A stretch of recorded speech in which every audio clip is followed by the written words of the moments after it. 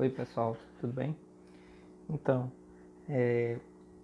quero que vocês foquem aqui nesse termo, a ascensão dos militares, né? Esse termo, ele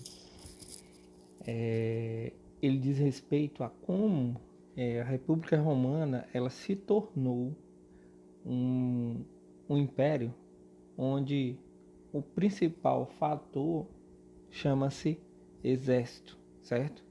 Então, as vitórias nas guerras eram consecutivas e o que aconteceu? Um dos generais romanos, foi eleito cônsul. Lembrem-se que as instituições do Império Romano eles eram sempre responsáveis, uma por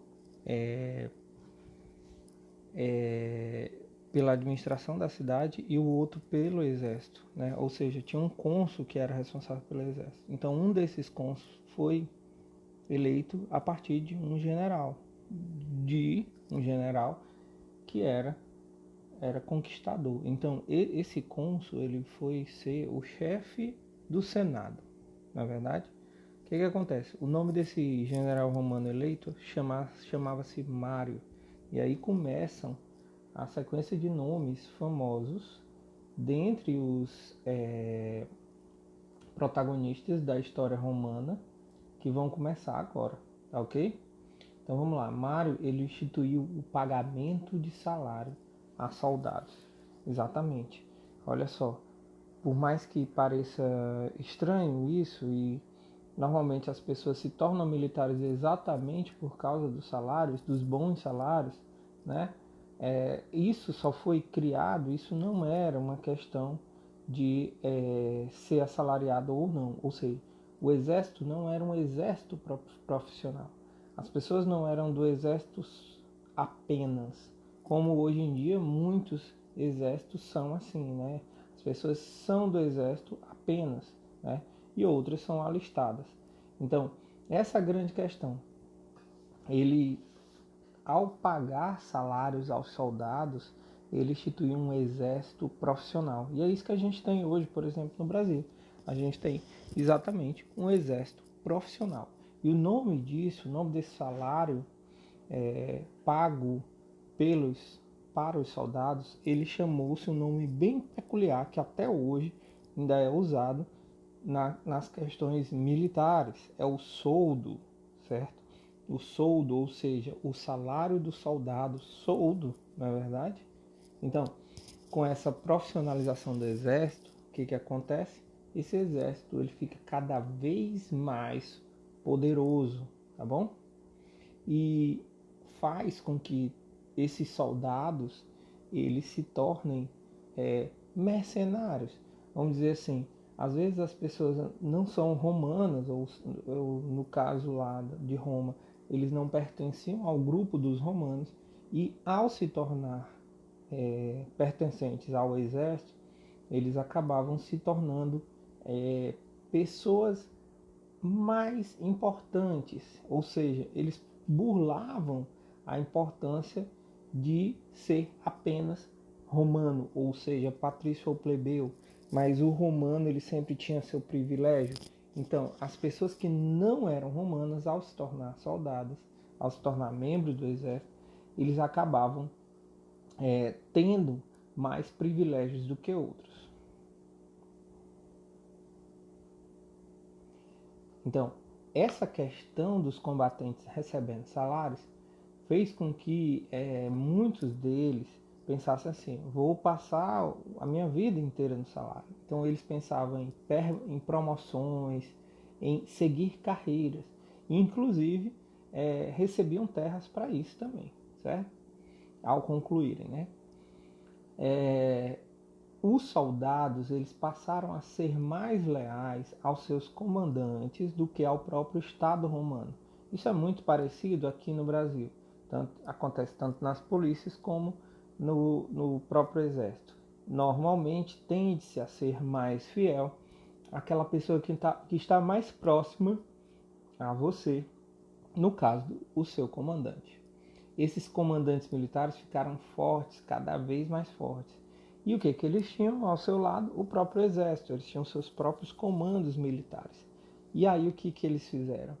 eles começaram a tomar de conta de regiões do Império Romano, ou seja, provocando guerras civis. O que acontece? Era como se cada comandante de cada região se rebelasse contra um outro comandante e usasse a sua tropa, que era leal a ele, para rivalizar aquela outra tropa, ou até rivalizar algum líder dentro do Império Romano que não possuía tropa. E por ele, esse comandante, possuir uma tropa, ele saía na frente, né? Ele tinha muito mais poder, né? Entre 107 a.C. e 100 a.C., o general Mário, que foi o que criou o exército profissional e começou a pagar salários para os soldados, que tinha o apoio dos populares, da maioria das pessoas, ele foi eleito por 6 vezes cônsul. Depois, o consulado foi ocupado pelo general Lúcio Sila, homem de confiança do Senado, em 88 a.C. Apoiado em tropas, entrou em Roma fazendo-se aclamar ditador perpétuo. Era a primeira vez em que acontecia em Roma. Pelas leis da República, só se podia instalar a ditadura se a sociedade tivesse correndo perigo. Silas se fez ditador por tempo ilimitado. Pronto, aí, gente, começa a grande questão. Os ditadores poderiam existir durante a República para reorganizar e se toda a situação, se toda a população corresse perigo. Não era aquele caso, certo? Então, o que foi feito? O Silas, ele tomou uma decisão que originou mais tarde o título de imperador, certo? Dado que o território era imenso e ele estava sendo o único mandante daquele território imenso, ou seja, ele estava se proclamando ditador ilimitado. Então, isso está muito parecido com o cargo de imperador, que ele não precisa ter seu poder dividido com o Senado, que naquele caso, mesmo os cônsules sendo muito importantes, o Senado também tinha todo um poder. Então vamos lá. Ele mandou matar os partidários e muitos aliados de Mário. Isso é uma coisa super importante, tá bom? Daí existiu o primeiro triunvirato. Gente, triunvirato significa divisão de poder em 3, tá bom? Então, esses 3 primeiros triunviratos, eles foram ocupados por Crasso, Pompeu e Júlio César. Crasso era um cara representante da riqueza, Pompeu representava os mais pobres, e ele era descendente da revolta de Espartaco, né? No caso gladiador, a principal revolta de gladiador que aconteceu em Roma. E Júlio César, sobrinho de Mário, logo, cara super importante, né? Então esses 3, eles dividiram o império. Só que quando Crasso, por um lado, foi conquistar o Oriente e Júlio César o Ocidente, Pompeu tomou todo o poder em Roma. Mas Júlio César volta e toma de conta, ou seja, vence Pompeu e toma de conta do império. No caso, ele é considerado como o primeiro imperador. Só que ele não se proclamou como imperador. Ele usou o mesmo termo de ditador, ou seja, ele estava reorganizando toda Roma. Ao reorganizar Roma, ele introduziu algumas reformas no Império Romano. E aqui tem umas delas. Ó. Distribuiu terras a milhares de soldados, de ex-soldados. Coibiu o abuso dos governadores de província e dos cobradores de impostos. Melhorou a distribuição de trigo, a plebe de Roma. Introduziu o calendário juliano, que divide o ano em 365 dias. Isso é muito importante, tá bom, gente? Ele mexeu na forma como a gente percebe o tempo. E isso é muito importante para todos nós e para aquele povo daquela época. Promoveu a construção de um fórum. Até hoje é uma das regiões mais visitadas de Roma, que é o Fórum, ou também é chamado de Partenon, né? No entanto, um grupo de senadores contrário ao ditador acusou ele, Júlio César, de trair a República e de querer ser rei, ou seja, de querer ser imperador. Ele era considerado ditador, né? E aí em 44 a.C., Júlio César foi assassinado. Só que é o seguinte, descobriu-se que ele deixou um testamento, deixando milhares de valores em dinheiro, em moeda de Roma, e cada romano, desde o mais pobre ao mais rico, iria receber um pedaço dessa herança de Júlio César, que fez com que a sociedade romana e os romanos ficassem do lado do falecido Júlio César e aclamassem ele, vamos dizer assim, líder máximo. Por isso que ele é considerado como o primeiro imperador romano, tá bom? O segundo triunvirato. Essa ideia de dividir o poder em três deu certo, mas no final das contas, os três se revoltaram entre si novamente. Esse segundo triunvirato ele é ocupado por três caras. Caio Otávio, descendente, filho adotivo de Júlio César, ou seja, sempre tem um cara aí daquela lá do descendente do Mário, seja o próprio Mário, seja Júlio César e depois Caio Otávio. Marco Antônio era um cara representante do Senado e o Lépido, que era um cara representante do Exército. Esses três dividiram-se entre Oriente, Ocidente e África. A África seria o sul do Império. Mas o Caio Otávio, destituiu, ou seja, tirou do poder o próprio Lépido lá na África.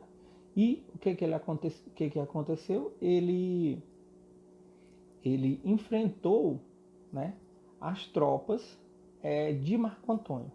Né? O que acontece? O Otávio ele tirou o Lépido do governo africano e ainda foi atrás de Marco Antônio. Mesmo Marco Antônio ficando com a parte oriental, ele foi até a África e se casou com Cleópatra. Cleópatra era a rainha mais famosa que o Egito teve, que foi exatamente já na época do Império Romano. Não foi aquele Alto Egito que a gente falou no começo do ano, né? Esse Marco Antônio e Cleópatra acabaram se suicidando, ou seja, eles fizeram, vamos dizer assim, um movimento exatamente contra o poder de Caio Otávio. Mas Caio Otávio cresceu mais com isso. Ele tomou o lugar do Marco Antônio e da própria Cleópatra e transformou o Egito em uma província romana. Ou seja, se o Egito era só aliado de Roma, agora ele fazia parte realmente de Roma. E transformou o Egito no principal fornecedor do próprio trigo, que fornecia os pães. Por incrível que pareça, a gente pensa que o trigo ele é um produto totalmente europeu, mas não. O trigo ele foi primeiramente cultivado na África e em grande escala ali no Egito. E é exatamente que se deve às grandes construções do Egito, se deve à alimentação dos trabalhadores, que era feita muito bem exatamente através do trigo, tá bom? Pax Romana. Toda vez que a gente vê esse termo, Pax, significa paz, uma paz absurda, uma forma de fazer com que o Estado inteiro nunca mais sofresse guerra, ou seja, tempos dourados. Hoje em dia a gente não tem uma guerra diretamente, mas temos guerras na mídia, guerras políticas, guerras econômicas, não é verdade? E tem momentos em 10 e 10 anos que a gente vive uma paz econômica, uma paz social, uma paz política, não é verdade? Então, essa Pax Romana é exatamente quando não houveram guerras civis, certo? Esse Caio Otávio, ele foi crescendo cada vez mais, ele foi se colocando como um defensor da paz, né?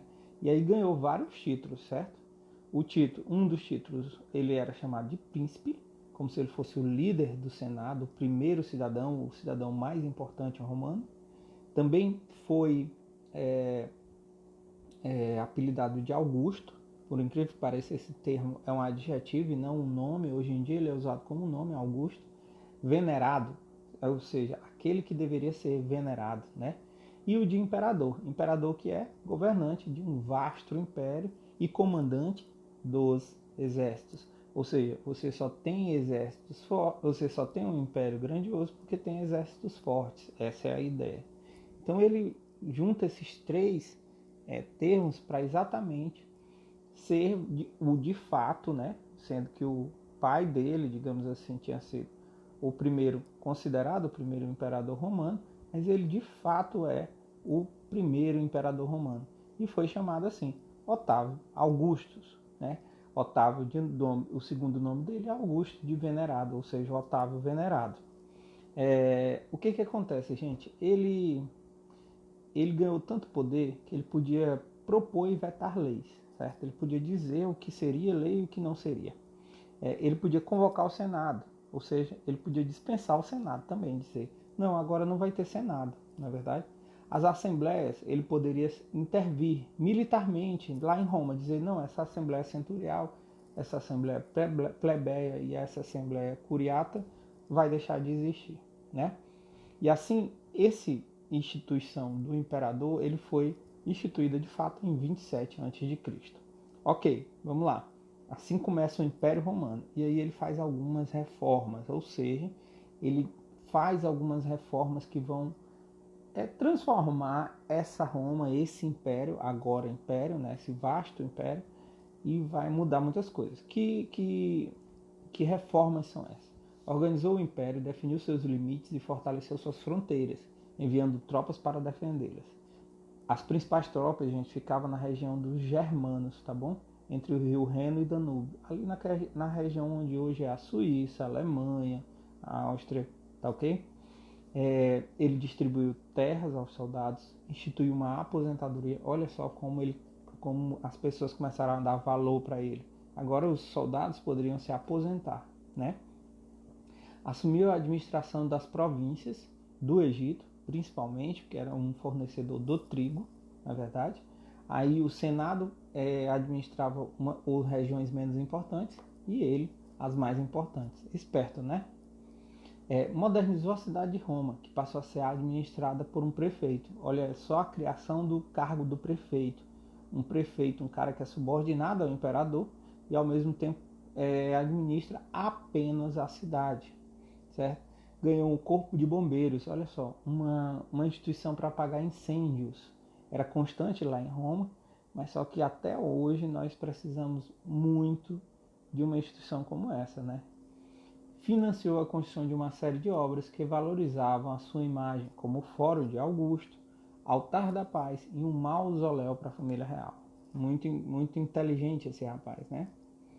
Com esse conjunto de medidas, o governo de Otávio inaugurou um período de estabilidade política conhecido como Pax Romana, que se prolongou durante 200 anos. Ou seja, não foi o governo dele que foi 200 anos, mas só que depois do governo dele, vários governos não entraram em guerra civil e estenderam o seu território máximo até isso daí que mostra na imagem.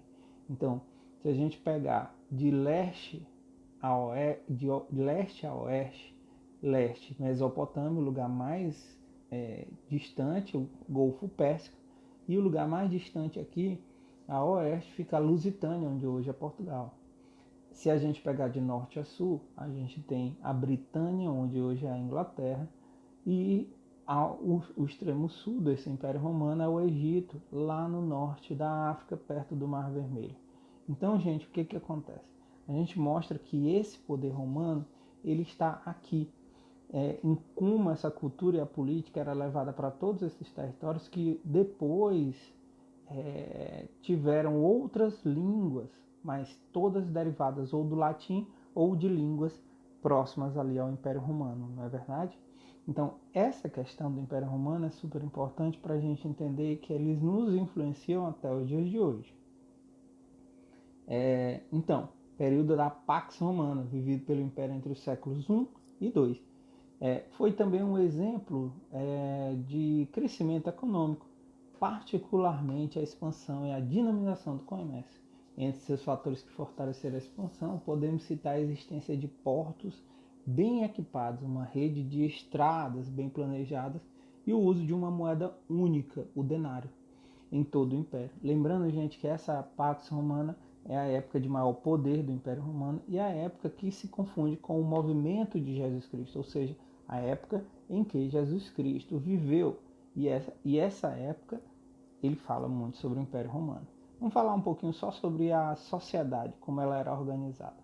Alguns termos são importantes. O termo vila. O que significava vila no Império Romano? Será que era a vila que a gente conhece como hoje? Não. Grandes propriedades rurais, como construções decoradas, como mosaico e pinturas murais, as villas, né, plural de vila, vilae, chegavam a ter dezenas de aposentos e eram geralmente circundadas por uma área agrícola, ou seja, ela se autossustentava, né, gente? Na qual se cultivavam videiras, oliveiras, árvores frutíferas, como figueira e amoeira. Domos, casa térrea e espaçosa, que servia de residência às famílias ricas da cidade. O domus possuía aberturas no teto, várias salas, quartos, jardins, salas de banquete, algumas paredes decoradas com pinturas. Então, vários domos constituem uma vila, né? E aí depois tem o conjunto das vilas, né? É como se fosse um condomínio de casas fechadas hoje em dia. A insula seria a casa, moradia popular, moradia dos mais pobres. 4 ou 5 andares, cujos cômodos sem a água não conseguia chegar lá em cima, e sem claridade natural, ou seja, eles não conseguiam fazer janelas por fazer um cômodo em cima do outro. Eram alugados à população pobre. Por vezes, o único cômodo abrigava uma família inteira. O problema desse insular era sempre o quê? A questão sanitária, o esgoto, as sujeiras, as fezes, né? Como é que ela ia ser descartada? Esse era um problema. Outro problema é a iluminação. As lamparinas, normalmente, elas causavam incêndios nessas pequenas moradias e que acabavam espalhando por outros tipos de moradias. Outros termos aqui que é importante lembrar. As termas, banhos públicos. Gente, a terma é um local onde todo mundo vai atrás de água. Exatamente. Ou água para banhar, ou água para fazer suas necessidades. Então, ao mesmo tempo que poderia ser um lugar sujo, poderia ser um lugar limpo também. Porque dependendo de como era administrado. Normalmente as termas dos ricos eram lugares perfeitos, na verdade. Já ao contrário, as termas dos pobres não eram. Então, eram como se fossem banhos públicos, eram como se o banheiro ele fosse algo público e não privado, como é hoje. Anfiteatros. O que pode ser um anfiteatro comparado como hoje? O cinema. Espaços de glória e de morte. O cinema ele era como se fosse um estádio, né? Ou a gente pode falar de teatro e ao mesmo tempo de futebol. Hoje o anfiteatro nosso maior é o estádio, não é verdade? Se naquela lá eles faziam espetáculos de morte com os gladiadores, hoje a gente faz espetáculos de disputa com os jogadores. Os anfiteatros romanos possuíam uma arena oval, rodeada por fileiras, assentos, semelhante aos dos estádios de futebol atuais. Olha só. O maior deles era o Coliseu de Roma, com capacidade para 45 mil espectadores sentados e cerca de 5 mil em pé. Muita gente para aquela época, gente, muita gente. No seu subsolo ficavam as salas destinadas aos gladiadores, às feras e às maquinarias que permitiam a mudança de cenário na arena.